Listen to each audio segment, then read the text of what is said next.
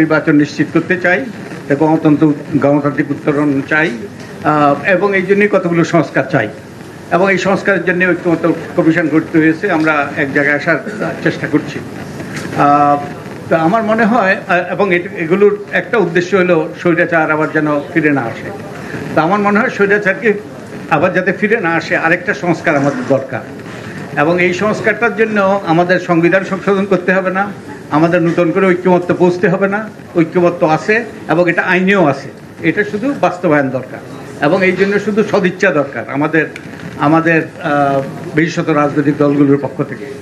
আমি বলছি যে আজকের প্রেক্ষাপটে আমাদের ছাত্রদেরকে ছাত্র হইতে দিতে হবে, ছাত্র থাকতে দিতে হবে, আমাদের শিক্ষকদেরকে শিক্ষক থাকতে দিতে হবে। আমরা যেন ছাত্রদেরকে এবং শিক্ষকদেরকে যেন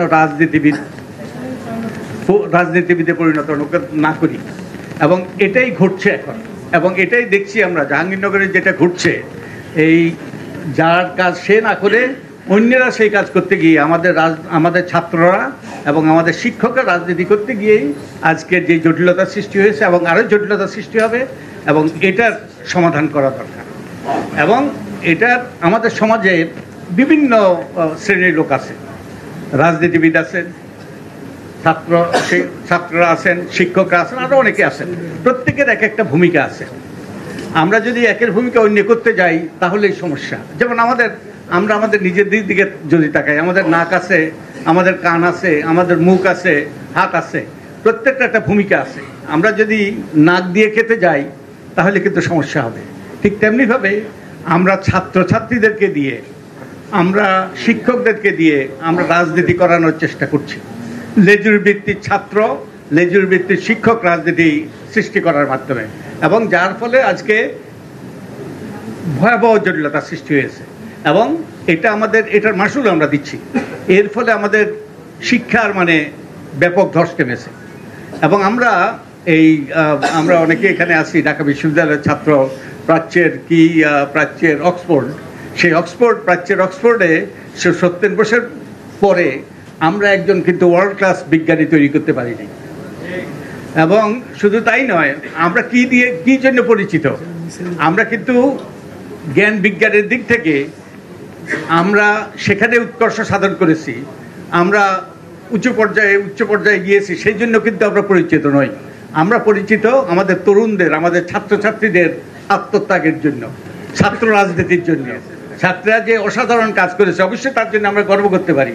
আমি নিজেও ছাত্র রাজনীতির সাথে যুক্ত ছিলাম 60-এর দশকে, নিশ্চয়ই আমরা গর্ব করতে পারি। তাদের নিশ্চয়ই ছাত্রছাত্রীরা এই গণ অভ্যুত্থানে যে অবদান রেখেছে তার জন্যও তারা গর্ব করতে পারে এবং তাদের অবদান স্বীকৃতি দেওয়া দরকার। কিন্তু তারা যে বিরাট অবদান রেখেছে তার তাদের কি এই কাজটা করার কথা?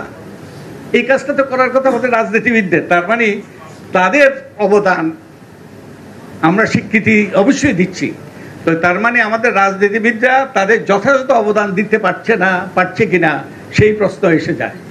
তো আজকে এইসব মাসুল আমরা দিচ্ছি, আরো অনেক দিকে আমরা মাসুল দিচ্ছি। জাহাঙ্গীরনগরের যে ঘটনাগুলো ঘটছে এখন, যে কয়েকজন শিক্ষক পদত্যাগ করেছেন, তারপরে এই নির্বাচন বর্জন করেছেন। আমি যখন ছাত্র রাজনীতি করেছি 60-এর দশকে, আমাদের সময় এই রকম নির্বাচন আমরা কল্পনাও করতে পারিনি। আমরা নির্বাচন হয়েছে হলে হলে এবং আমরা কোনো রকম এরকম ঘটনায় হাজার পর্যবেক্ষক, শত পর্যবেক্ষক, এই টিভি ক্যামেরা, এইরকম ঘটা করে যেমন একটা জাতীয় নির্বাচন হচ্ছে। এটা এটা তো হওয়ার কথা নয় এবং এটা করতে গিয়েই কিন্তু আমরা আজকে জটিলতা সৃষ্টি করতে, শিক্ষা ব্যবস্থাকে ধ্বংস করে দিয়েছি, রাজনীতিতে জটিলতা সৃষ্টি করছি। আমাদের শিক্ষকদের পাঠদান করার কথা, আমাদের শিক্ষকদেরকে কি করার কথা? জ্ঞান সৃষ্টি করার কথা গবেষণার মাধ্যমে। আমাদের শিক্ষকরা কি করেন? রাজনীতি করেন, দলীয় রাজনীতি করেন এবং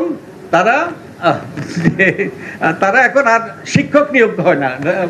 এই যে বিশ্ববিদ্যালয়গুলিতে নিয়োগ হয়, ভোটার নিয়োগ হয়, ওই লাল দলের নীল দলের জন্য ভোটার নিয়োগ হয় এবং আমার পরিবারও তার মাসুল দিয়েছে, তার ভুক্তভোগী আমরাও হয়েছি। তো এর থেকে যদি আমরা উত্তরণ না ঘটাতে পারি তাহলে আমাদের রাজনীতিতেও ভালো চলছে না ভালো চলবে না এবং আমাদের এই শিক্ষাঙ্গনও ভালো চলছে না এবং এই কাজটা আমাদের রাজনীতিবিদরাই অলরেডি অর্ধেক করে ফেলেছে, বাকিটুকু করার বাকি আছে। আমরাও এর সাথে যুক্ত ছিলাম 2009 সালে 2008 সালে যখন আরপিও সংশোধন হয়, তখন একটা বিধান করা হয়েছিল এইসব অভিজ্ঞতার আলোকে যে লেজুর ভিত্তিক ছাত্র, শিক্ষক, শ্রমিক রাজনীতি থাকতে পারবে না। এবং আমার তো মূলত যেটা আমরা দেখি, এটা তো আর ছাত্র রাজনীতি হয় না, এটা হয় ছাত্রদেরকে ব্যবহারের রাজনীতি, এটা হয় লাঠিয়ালির রাজনীতি, ছাত্রদেরকে লাঠিয়াল হিসাবে তৈরি করা হয়। আমি সরি, আমি শক্ত কথা বলছি।